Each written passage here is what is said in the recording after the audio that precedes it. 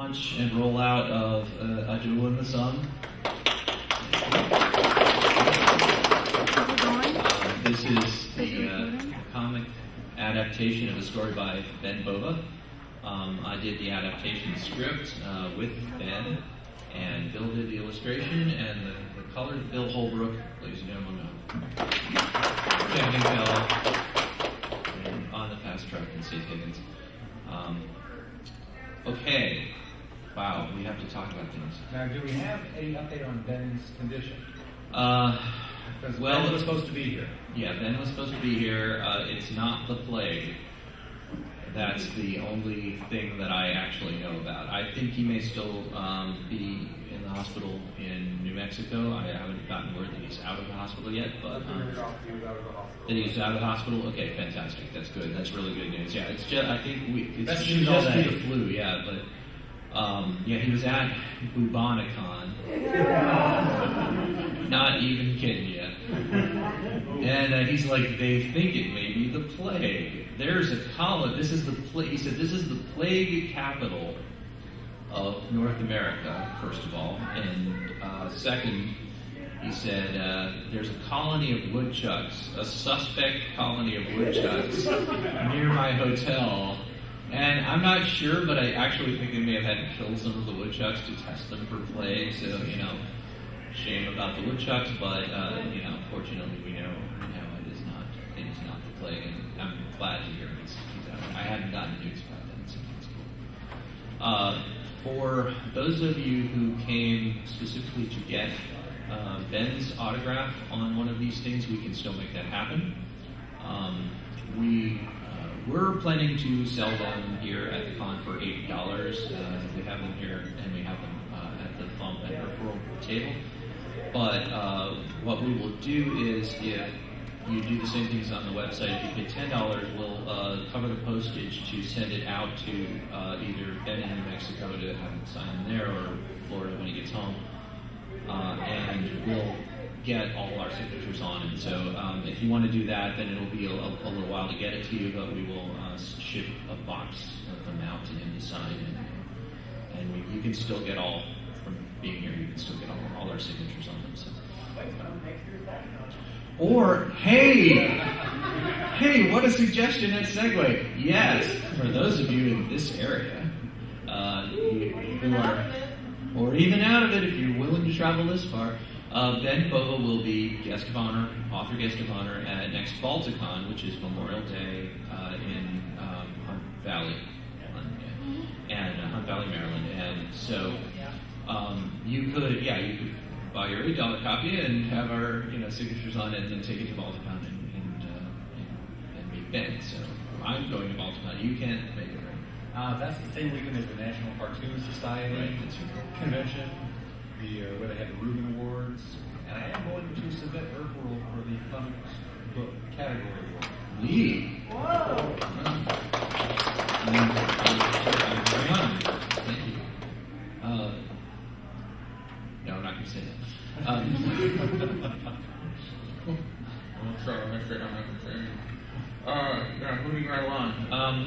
Okay, so let's do the story of how this project came to be.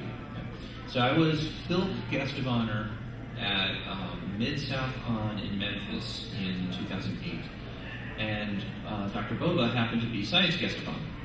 And they had an autograph session, which always makes me uncomfortable because nobody ever. And I'm always sitting next to like Neil Gaiman or something, and they're like, all right, we want section 42 of those who are going to be standing in line eventually for Neil Gaiman's autograph to please get out of your seats and go to the back of the auditorium and form a line. We'll soon be on section 43. And I'm sitting there going, hi everybody. I'll just play a game on my phone. But anyway, we were seated at this autograph section alphabetically, Balder and Bova, and so we're just like, just Providence there, and he, of course, I read Ben Bova books in my high school library, so I'm well familiar with his work, and of course he's not familiar that's to be expected also. So I started asking him some questions, and it became really clear that he didn't want to talk about like his stuff. He really just started firing back questions about my stuff, and I'm like, well, okay, I'll talk about myself, sure. So I started, explaining what I did with Partial Eclipse and what I did with Earth World, and how I made a living, and he was really interested in it because this is a guy who, of course, he saw the intimate side of print publishing all those years. I mean, he has 6 Hugos for Best Editor for his time in the 70s of Analog and Best Editor-in-Chief of Analog, and of course he left Analog to, he followed John W. Campbell as the editor of Analog, right? So, and then he was editor-in-chief of Omni magazine in the 80s for 5 straight years. So, this is a guy who understands traditional publishing models, and he was very keyed in on what we just talked about in the last panel, which was, how do you make a living if you just make comics and stick them on websites? And, I talked about it, and we just have a whole panel about that. But, oh, by the way, anyone who was in that panel, there was one that I failed to mention, which was that there is an Earth World mobile app for iPhone and for Android, and I actually make a decent amount of money from sales of the mobile app, and I actually think that's going to be an expanding revenue. And by the way, Robot Comics will be making a mobile app out of Duel in the Somme. Oh, great. We haven't started that, but yes, cool. You will be able to. We haven't set a price on that, but it's likely that you will be able to get the whole thing panel by panel laid out on your phone for probably $2.99. That's excellent. Yeah. So it's. And they'll cover. It'll be on the iPhone. It'll be on the iPad. It'll be on the Kindle DX. It may be on the Nintendo DSi. It's definitely in the Android market and a lot of other stuff. So that is an aspect of webcomics that's kind of growing, where it's not really it's mobile comics now. All right. So anyway. Ben said, he asked me a lot of questions. He said, well, I've always wanted to see some of my stuff turned into graphic novels, and I really have no idea how to get into that. And I somehow walked away from that entire conversation without having that bit registering in my mind. And I just sort of I was 15 minutes out from that conversation, and I stopped in the middle of the hallway, and I was like, did Ben Bova just say he wanted to see his stuff turned into comics and doesn't know how? I know people in comics. Yeah. I know how to make comics. So I was like, find him, and I sent my friend Kiki rushing after him, and managed to get his email. So I emailed him after that, and was talking about it. And at that point, he really wanted to break down, and he really wanted to say, okay, how do you make money? How would something like this make money? So I wrote him a whole long email explaining the model behind the free content model and everything. He was like, okay, I'd like to give it a shot. And my theory on this was that I was going to put him in touch with an artist. My first thought was Howard Taylor of Schlock Mercenary. I talked to Howard Taylor. He said, I don't have the bandwidth to do this. I love Ben Bova's work, can't do it. Can't possibly spare any time away from Schlock Mercenary. So I was like, okay, all right, that's too bad. I'll find somebody else. And I started writing a script. And it's funny, the story that Ben sent me, called A Duel in the Somme, he had I don't know, it wasn't going to play with my audience.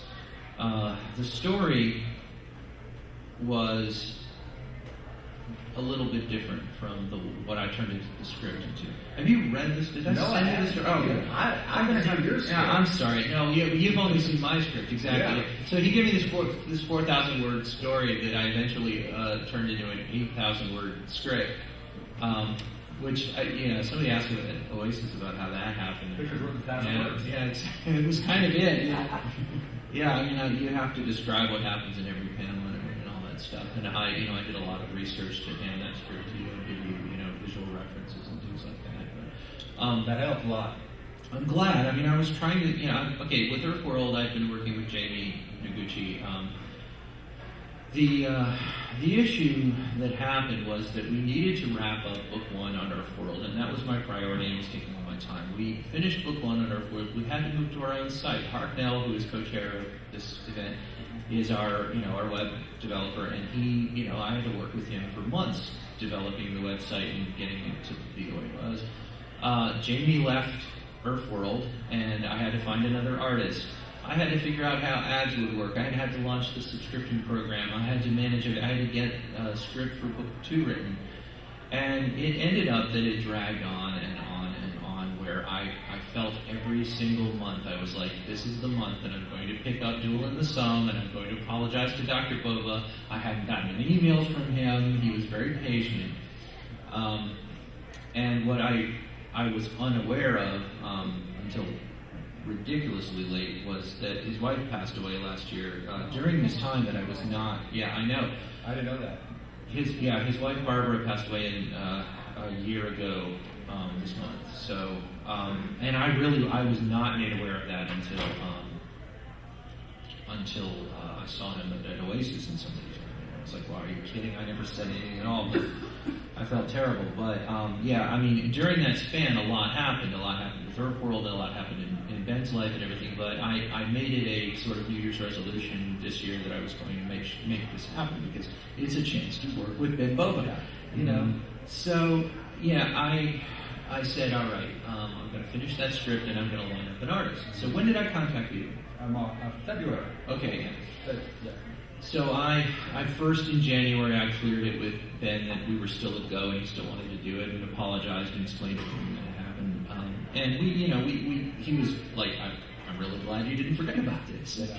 He's like, I was really pleased that that you still want to make a project out of this. So we did.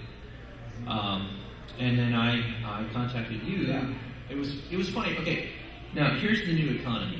Let me, because I don't think you knew this. I don't think you knew this part of the project either. Here is the new economy. I went to Odesk.com. This is one of 5 or so major freelancing sites. And I put up a job and I said, I'm going to need a full comic book, 24 pages and a color cover. And I said I will pay $2,700 for this. I will pay $100 per page and $300 for the cover. And I said, okay, in order to audition for this, you need to draw me a SPAD 7. Yeah, right? And okay, all right, so you're already asking artists to do something difficult for free. This is a SPAD 7 as drawn by Bill. From many, many internet sources. Yeah. It's funny, we just did the Udvar-Hazy Museum, and, they had a SPAD, it was like a SPAD 12 or something. They have a SPAD 13 at the Air and Space on Mall. Oh, do they? Oh, now see, we could have gone to the Air and Space on Mall. I saw it yesterday morning. Did you? Did you hit your head or say, oh, I should have put that in? Yes. Did you really? Oh, yes. Man, I'm so sorry. Yes. And they're arguing, they're arguing. Have you seen any of that? Have you followed the comments on the thing? And it's where they're hitting each other over the head over, various aspects of this bad thing. And I love when the audience just gets in a fight. Yeah. I love when they beat each other up, and they're not beating me up. They beat me up. They didn't. Everybody loved you. They beat me up and they beat Ben up a little bit. But that was awesome. Did they come on just technical things? I got the tail wrong of the SPAD thing. Because the markings are vertical instead of the kind of target. I love that about instant comments. They didn't have that brand of toothpaste at that time. Man is using Pepsodent Fresh, and that was not introduced until 1952. All right, thanks, guys. Yeah, so no, I mean that's the audience you play for, but yeah, but that shows they're into it. Yeah, it's a good sign. It is a good sign. Some of the comments on the meta folder I'm too thrown off, but that's sorry. Where the hell were we? Oh, right. Okay, so Odesk, right.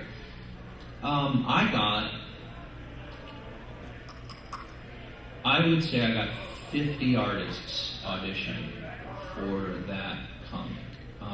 Only about 8 or 10 of them attempted to draw the SPAD, so the rest of them were just out, as far as I was concerned. And a lot of them were just, I apply for every single job, I'm just some dude in the Philippines, you know,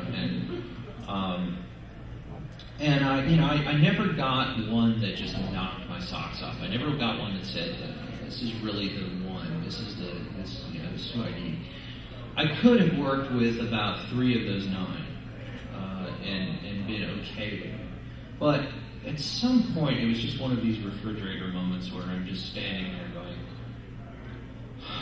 Bill, I know Bill.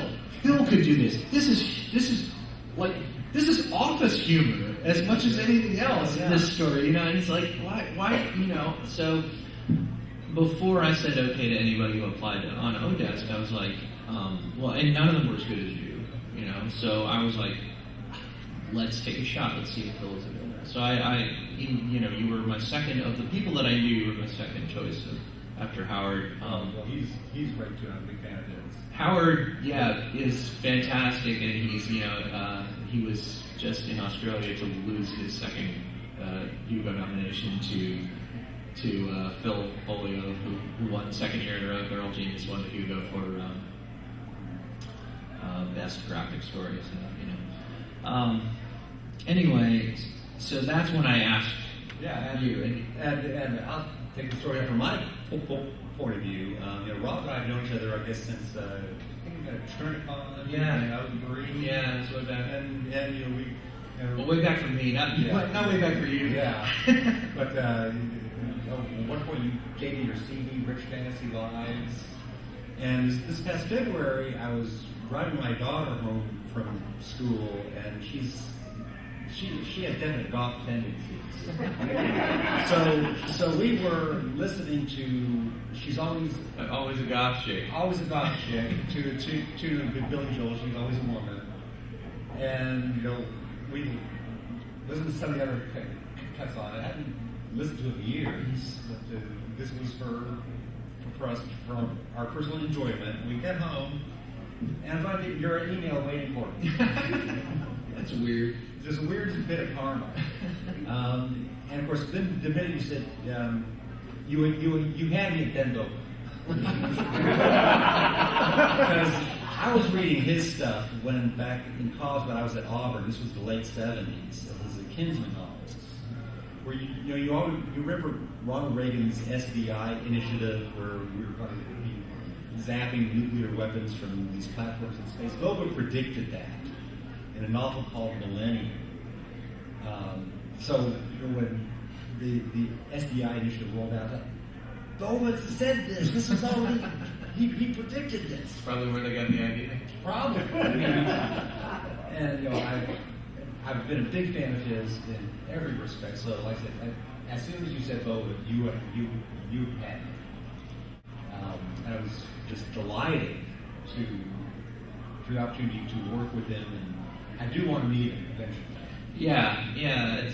He's a great guy. We had a rollout panel to announce this at Oasis in Orlando.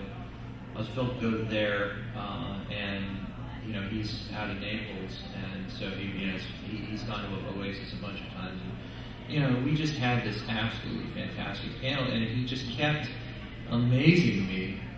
Because the question came up about, like I mentioned, about, the story was 4,000 words of prose, and it was dense and everything, but the script was 8,000 words, and they're like, why is that? And I said, well, I have to tell everything to everybody. It's like, if you write, you can turn a novel into a screenplay, and it shrinks, down to a third of how long it was, but if you do that, you're handing it to a director who makes decisions. You're handing it who has an art director, who has an editor, who has a set designer, who has actors to say the lines, and they take care of how their expressions are on their faces because that's their job and everything. But if you're dealing with an artist, I have to tell you, the emotional subtext of the artist has to play all the roles, literally. Come up with the how they stand, their expressions on their face. You are acting. You have to be the set designer, the costume designer, the director establishing the shots. It's a complete movie-making experience in one person. And the first email that you sent me, I said, "Are you sure you want me?" Because I have a very specific style that I've created for comic strips, for my Fast Track, Safe Havens, and Kevin and Kel. It's not a normal comic book / graphic novel style. I've never worked for Marvel or DC. I'm cartoony, I exaggerate, over the top is kind of the default of being a comic strip. It was very much an open question. Ben's reaction was, it does look awful cartoony. But he said, but if you think this is the guy, then then as far as I'm concerned, this is the guy. As far as I was concerned, this is the guy. Because this is a standalone, light, humorous comic. I mean, no one had expectations about these characters before they were shown to them. So it wasn't as if, Ben and I may have looked at my script and we may have looked at his story and we both had preconceptions about what these characters looked like. And if we were thinking about how they would appear in a comic, I definitely was thinking more closer to Marvel than to the Sunday comic page. But when I saw your initial pencil work, I was like, this works on that level. This works how you're interpreting it. And it becomes, any collaboration is a synthesis of talent. It's a synthesis of what you're bringing to the table. I could not have done the other style. It would have been awful. But I was able to bring to the table the style I've developed over the years and use it in a different way. This is how it was exciting for me, because I was using muscles I hadn't used in years or sometimes ever, because I've been doing a comic strip in one form or another since 1984.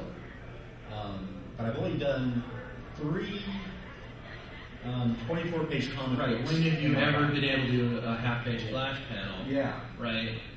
Or in the case of like this, right? Page 2, you have this introduction of Lorraine, and it's taking up all of this vertical space. You cannot do that in a strip. Not even on the Sunday page anymore, because they have to have it broken up so they can use it in different formats on the Sunday page. So everything has to really be in a small panel, even on Sundays. But I've only done 3 24-page comic books in my life. That's the latest. 10 years ago, I did Kevin and Kel's Origin of the Species, where I went back and showed how they met and got married and fell in love in their wedding day. The other one was back in Auburn, when I did a 24-page comic book called The Thing That Ate Auburn. It was a chemistry project that got away. And we reprinted it in the newest Safe Havens collection. So you can see that work at our table at table 62. All right, let's talk about the art process in terms of working through the script. So when I gave you the script, it was, okay, now those of you who have read Earthworld, you know that I do, an average probably of 11.5 to 12 panels per page. I didn't want to make this one that crowded. I wanted to make it more accessible. There's more you can do in a comic book than we were ever doing with the art in Earthworld. It's not as dense a story. It's not as complex a story. It doesn't strive for that epic scale. We have 3 characters. In Earthworld, we have 60. Oh, hello. My droid has droided. Stop droiding. I'm turning you off. There we go. All right. So, I'm not changing that noise. I know it's default and everything, but I love it when it goes droid. Phil Kahn, I'm sorry, I'm totally going to stand changing it. Phil Kahn had this hysterical joke because he's got the same thing on his phone and it goes droid. He's like, I like to think it's just taking credit for random things that happen around it. I got my laundry vacuum cleaners droid. Oh, hey, this cheese is still good. Guy down the street just got shot. My phone.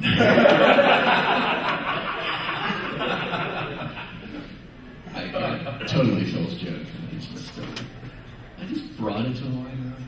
All right. So anyway, So when I was doing the script, I was trying for more art impact because it's like there's a lot to show in this one. It's the whole virtual reality to it now. And so I handed you scripts that were not as strict. Oh, I should have brought them. Oh, yeah, I might even be able to do rock droid. But it's like on Earthworld scripts, I will say, okay, row 1, panel 1 is 1/3 of the page wide by 1/4 of the page tall, and it contains the following physical description. It's a view from here. It's these two characters are in it. One of them is upset but not angry. Is just hurt, and the other one is apologetic. And this is what they say to one another. And that's what I'll hand off. With you, I think I gave a little looser description. Yeah. It was still like a movie script. It had dialogue, stage direction. Sometimes you have panels that descriptions like with that one showing the panel cut in two because the guy's taking the helmet off his head, so the upper part of the panel is black. Yeah, this is a transition from the virtual reality environment to the office where the simulator is located. So it's it switches from I say it it's cut in two because the helmet is coming off of Tom's head. He's lifting it off. He's lifting it off to show the reality of the office, which is not as fun as the reality of World War I. And then you would give me these pages, and each page had an individual script, and I would take them and pencil them out and scan them and email them to you, and you would have some suggestions. I changed them. We went through a lot of changes on the final page. Yeah, I was really fortunate because, I would say that maybe better than half of all of the problems that we had in terms of communicating my script into your art happened on the final 24th of 24 pages or the cover. Between those two things, it went so smoothly I was scared. And I should have been, because we got to that last page, it's like, no, there, no, try again, no. But we needed to do that, because that final page had to sell. And I think I was so much more pleased how it came off than my original version. I sometimes, it's funny when you are a writer in a collaboration with an artist or a collaboration with anything, you have to pick your battles very carefully, and you have to know what hill you're willing to die on. And it's that was the hill you were dying on. Yeah. It was a standard fall on that last page. Because that was the culmination of all the other 23 pages. Yeah. And I think it really came off. And it was an enjoyable experience working for me because I don't have a collaborator on any of my scripts. It's pretty much everything you see in Kevin and Kel or in Fast Track, it's me. So this was a fun experience that it wasn't only my name on it. Someone else could take the blame too. Yeah, and it sounds like we've pretty much distributed the blame on comments online. but that's what was exciting, because I wasn't so totally invested in it, and that I could make these changes and have them still have fun with it. There's a lot to be said. Now, when you are doing a long-term project like Earthworld or like Kevin and Cal, where you're rolling along year after year, and you are building an audience with certain expectations and everything. There is a freedom to a project like this, which will stand on its own, which has no expectations going into it, and will not need to be developed past the end of the story. Where it's like, okay, so there's actually a lot of we don't have continuity issues, and we don't have universe issues, and we don't. Okay, so Tobias works that way. We don't have to worry about what we said. 6 years ago about its capabilities, or so I liked doing this as a side project. It was a drain, but it was worth it. It was a lot of fun. Absolutely. So as we mentioned, I gave you one of the things that I did when I was writing the script was I gave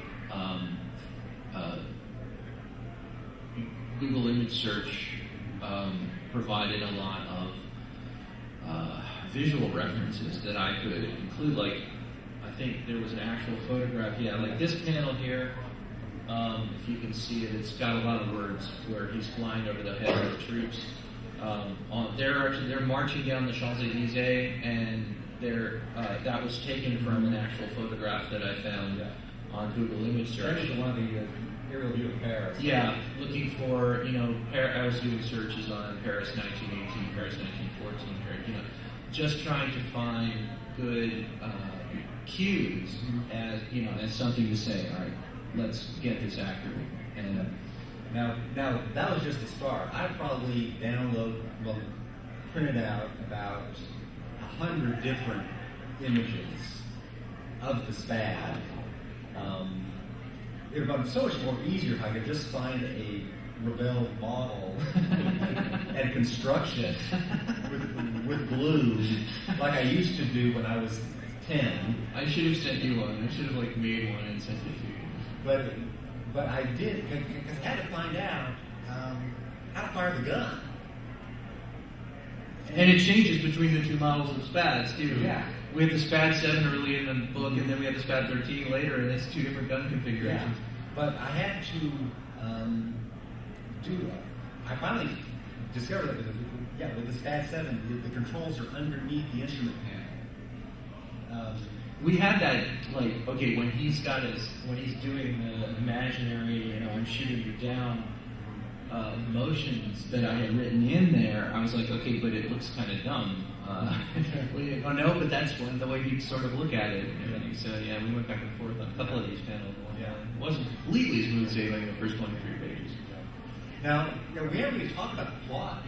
I know. Well, I don't want to spoil it. I don't want to spoil it, but it's it's essentially it's a guy who is a math geek who is working on a military simulator.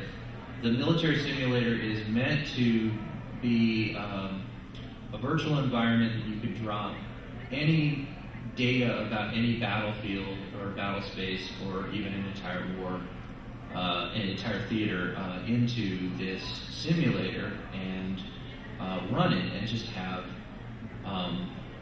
the ability to fly around in 4 dimensions and just see, okay, if we put this many more troops on the battlefield, what will happen, etc. So this is the project that he's working on. But he's just, a lead tech. He's working on the physics simulator of this thing. And he gets a dumb idea at his desk one day, which is that he's going to, he kind of falls into this idea. He's looking at Travelocity and he's going, okay, well, I'd like to fly back to Denver because that's where I grew up and everything. I like to go skiing, and there's a ski package for 2, and it's cheaper than 1. So he just puts in the name of his office crush as the other flyer, and now she is, that's Lorraine. Now she is a technical liaison from the main contractor. His company's just a subcontractor on this project. And so he kind of semi-chickens out in terms of actually inviting her on this weekend and sends her a fax that is like a secret admirer thing, which he signs Zorro. So she takes this to his boss, and his boss is like, I know exactly who this is, and he calls him out and, are you Zorro? And his boss is just a complete douche, and so he's like, get your ass in here, and they have this very, very uncomfortable meeting, in which it is revealed that the boss was in fact interested in Lorraine also, and had in fact invited her on a weekend the exact same weekend. So, the boss being this sort of, I must assert my manliness kind of a dude, he's like, all right, this is what we're going to do. We're going to get into the simulator and we're going to fight a dogfight. And the winner takes Lorraine out. Now, Lorraine is like, that's, you know, really, really dumb and primal, and you know, it's like, however, this will accomplish you meeting your contract objectives. So if that's what I have to do to incentivize you meeting your objective, then okay, I'll go on a business weekend to the winner of the dogfight. So she agrees to this in tongue in cheek, but she's like, yes, all right, you know, you have to improvise. She's a smart woman, and she wants to get her job done. So they decide to have a dogfight. Now that's all I'm going to tell you, but they have the dogfight in the simulator, and he's working. Tom, the hero, is working on the physics problems, and is trying to solve the physics problems of flight within the simulator. And to read how it ends, you have to buy the comic. That's actually not true. They don't have to buy the comic. No, they can read the entire thing online and steal it. Or you can assuage your guilt by contributing to the tip jar. That is very true. Yeah. The way that the model works is that again, I believe in the free content model. I think paywalls are terrible. And I also think they're self-defeating. I want as many people to read this comic and be aware of it as possible. So, you know, like, you put all your stuff online free, I put all my stuff online free, and we just ask people to support it. So we had a tip jar model. If you tip anything online, you get the PDF version of the comic, and if you tip, you also get the original story, so you can see how the script differed from what Ben originally wrote. And then if you tip $10 or more, then you get the physical book sent to you. Is how it works. And, you know, we've had good response. We hit the halfway break-even point yesterday. That's great. Yeah, so so it was just complete. 24. Yeah, I know. The last page went up yesterday, and from the tips that have come in so far, we're well over the halfway break-even point to profitability. So we're hoping we will have lots of people buy the book here, and we're hoping that the donations and keep going until we've sold the 2,000 we printed. Or so.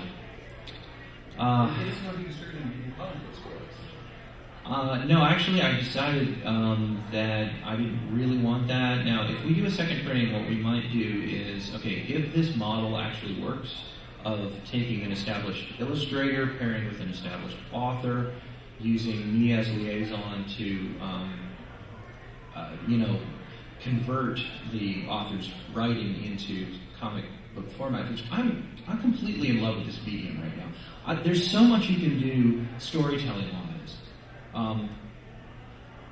I love translating prose into this. Like, for example, when Tom learns, okay, we've had these hints in the first few pages about the World War I theme that goes through this whole thing.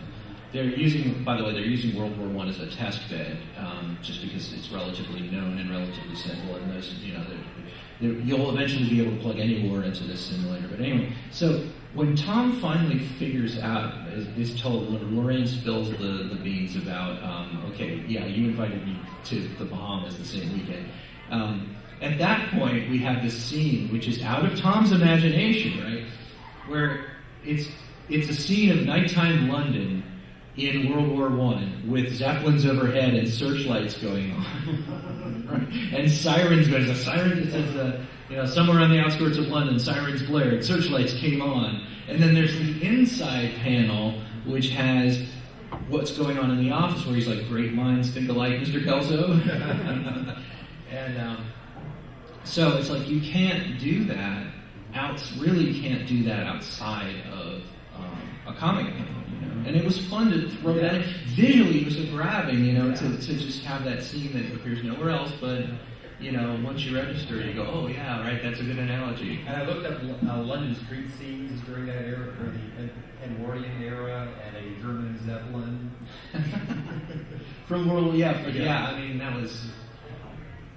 So, you can tell this story and rely on the reader's imagination and just keep it in the office, or with a comic you can do that sort of thing. So, backing up what I was saying, if we could do more projects like this, where I was the sort of catalyst between an established author and an established illustrator, then we might be able to get a well-established publisher like a Tor or something like that to back it up, and then publish it specifically for a retail market, put the imprint on, put the UPC on, the ISBN, and all that other stuff, whatever you need to put it in stores. I'm less sold than ever about traditional publishing and retail publishing.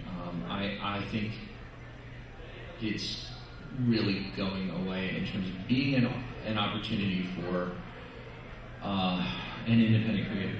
I think it's a lake that's drying up, and there are a whole lot of fish flopping around in it, and I don't like it at all relative to the success stories that I'm seeing or that I'm experiencing. My wife is a former novelist. She wrote 4 mystery novels in the 1990s. Her name is Carrie Holbrook. She wrote them for Bantam, and she would only get like 80 to 90 cents per book. Mm-hmm. Whereas with this, or the Kevin Kell books that I sell, mine is measured in dollars. Sometimes a lot of dollars if you're using the model that we're using. Last night we got a $100 donation. It was our third 3-figure donation so far. We had a 104 and a 108 as well. So, I mean, one of those compensates for an awful lot of people who are,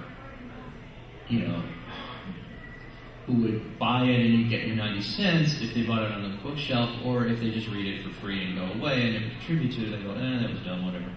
Okay, then they go away, but then there's somebody out there who liked it $100 worth, and it ends up being a good functional model for an independent creator to follow. We had a lot of capital outlay for this thing. I paid you up front. I paid Terrence and Isabel. Oh, yeah. Marks. How did we not mention that, right? The coloring you see is by Terrence and Isabel Marks, who have colored Kevin and Kell since 2000. They are. A lot of my success with Kevin and Kell is with what they bring to taking my black and white drawings and turning it into color. I have very little color sense. If it weren't for them, Kevin and Kell would not be in color. And they are brilliant at putting a whole new dimension into my work. And they did their usual brilliant job. Yeah, they did an absolutely fantastic. I mean, if you look, for example, like here where you're looking at a high-level map of France and England, where they did the coastlines fade into a yellow from the green, and the sky does a fade in blue and white, which I borrowed for the theme on the website, actually. Yeah, they did a great job, but we paid them. We paid them up front, work for hire. We paid for the whole 2000 run, and we paid a $800 advertising budget for which I think was money well spent, but it wasn't worth spending anymore. So we had a bar to clear, and we're more than halfway there. Bill. Did Ben own the rights to the story clear, so you didn't have to worry about a publisher? The previous publisher of the story? There was a previous publisher of the story. He sold that story to, I want to say Forgotten Realms in 2006, I think. And so they would have bought and paid for the first North American rights, and then but it's like no one who's going out and trying to find the 2006 June version of Forgotten Realms. I mean, it's like, okay, because it's out there, people could have gotten the end of the story or whatever. This is a new work. But I was thinking more about having to deal with, they had the first rights, and how long, when had they reverted. Oh, but that's first rights, though. That's first. I mean, first serial rights is what a paying fiction market will pay, and that's specifically so that if the author then wants to put it in the same story in an anthology or something like that later on, then they can do that without having to pay any money to the serial. Yeah, no, we were free and clear on rights. And then Ben doesn't get any money until we clear our investment. Now, Please give. Yeah, exactly, right. The sooner we get the break-even point, the sooner Ben Bogle will actually see a dime. Now, he actually said, the way it works is that he had offered to put up some of that initial capital. And I'm like, you know what, I'm actually in a pretty good cash position from referral stuff coming in, and I think this is an experiment. It's kind of my experiment, and I don't know if it's going to work. If we've done one of these before, I would say, oh yeah, it's going to work, so you may as well give me $3,000 right up front, Dr. Boba. And it's like more like along the lines of, okay, why don't you just keep that thumb up, and as long as we're okay to keep doing this, then I'm pretty happy with it. So I'm pretty sure we will break even. I hope by the end of the year. If not by the end of the year, then by spring, I hope to be handing him a check at Balticon. And I think we'll be in good shape. If the thing stays up there, that's the thing. I do believe that we will continue to get people donating to this 5 years down the line. And it's one of those things where fire, forget. We don't have to do anything with the website. And I'll keep a link up on Kevin and Kel's site. And you don't have to do that. You don't have to do it. You've been paid. I know you do. I want to do No, I really appreciate that you do. Because I want my Kevin and Kel audience to see this work that I put into it. Yeah. And I want the This is all for me. Yeah, exactly. Right. Well, it is a thrill for both Bill and me to have our names on the same thing as up there with Boba. It really, it's very, very true that there's a lot of intangible benefits to this sort of thing. And if, for example, just a quick plug for Catclave, which will be in this hotel in October, Connie Willis will be the guest of honor, the artist guest of honor there. I was Phil guest of honor there last year, music guest of honor. And I actually want to take a copy of this to Connie Willis and ask her if she would be interested in a similar project.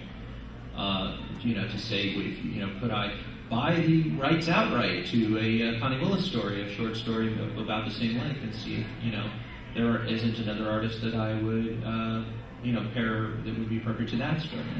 It would have to be another office humor story or a furry story or something, it's like, that would be cool, but you know what I mean. I know a lot of artists. People out there who could also do a bang-up job, so ask them first. Yeah, exactly, right. Maybe Howard will be free. So, do we want to do questions? Or? I don't know, time. Over here. Questions? Yeah. It would take more than one issue, but if you're going to try to find tools, I recommend the novel letter. It's very much about statistics and probability and marketing and modern culture. Well, won't that be fun to draw? There's that, but it's a character-driven piece as well. So you got the characters to draw the art. Yeah, I think in my mind, I would want to talk to, if I'm doing another project like this, first of all, it was a drain, and I wouldn't want to do more than one or maybe two of these a year. Second of all, it would have to be something that was visually engaging and short. So a novel length is not what I'd be looking for. And over 6,000 or 8,000 words, I probably wouldn't be feasible.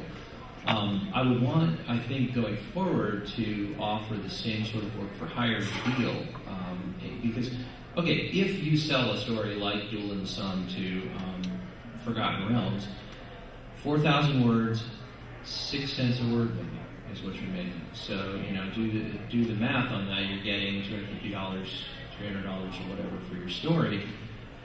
I would be willing to pay for the rights up front and have that be, solid 4 figures, assuming that this turns profitable, that I could just buy those rights outright to just do this and have it be my, project going forward, and line up the artist, pay the artist ahead of time, and then I just own the rights to the actual comic book that's produced. Just be simpler that way.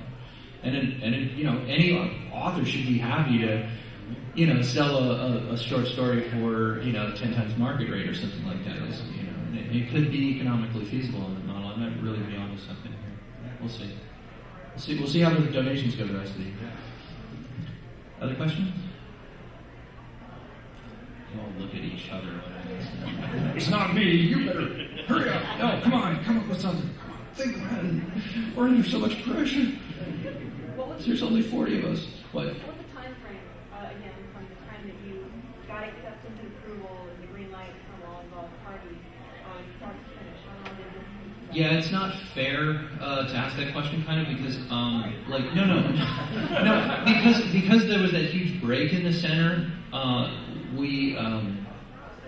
I had about 12 pages of the 24-page script already done when I picked it up and revisited it. And I had worked closely with Ben on those 12 pages, but they had all happened in that span of time when I had bandwidth to look at it.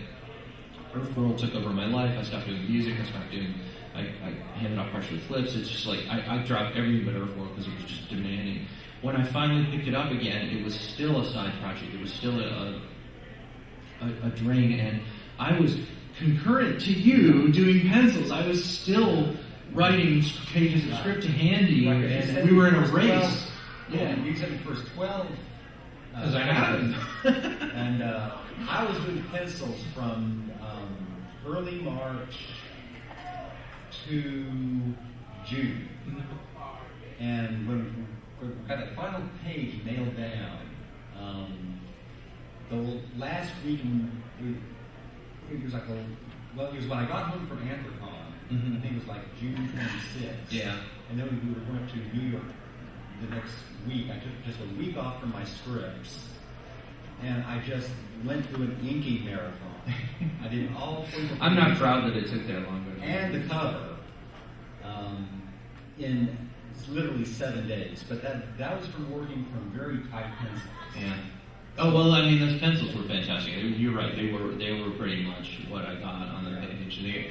And in terms of corrections and stuff that I would bounce back to you, I was like, just move Lorraine over to and an inch to the right, and we can have room for her speech balloon or whatever. It was really not any oh that's terrible until we got to the last page, and I was this is terrible. No, it's still terrible. No, it's still terrible. And then we had a few little cleanup things during the next month, which we finally got cleared up at Otakon. This was on July 31st. I know, God. And then it went to the printer. That was a month ago. Yeah, and the printer rushed it. I mean, the printer was normally, they're in China, and they take, they send it by slow boat. And we had 2,000 printed up. 1,600 of them are somewhere on the continent. 400 of them were sent 3-day air from Oakland, the Port of Oakland. They knew my deadline. They were really, really good about making sure that we got the 400 I said I needed for this event. So buy them all. That's what we had. So we're real close to out of time. Are there any last questions? Okay, well, thank you, and we will, you know what, anyone who wants to buy it right now, we're selling for $8, and if you want to give us $10, we will, and your address, we will make sure that you get it signed by all 3 of us, and we will mail it to you. I'm going to go back to the table and start signing these books. Okay, yeah, we want to go to the, let's all meet at the table. Let's write in the dealer room. Thanks, So, we're right together in the dealer room right over here, so 3 words. see you over there. Villa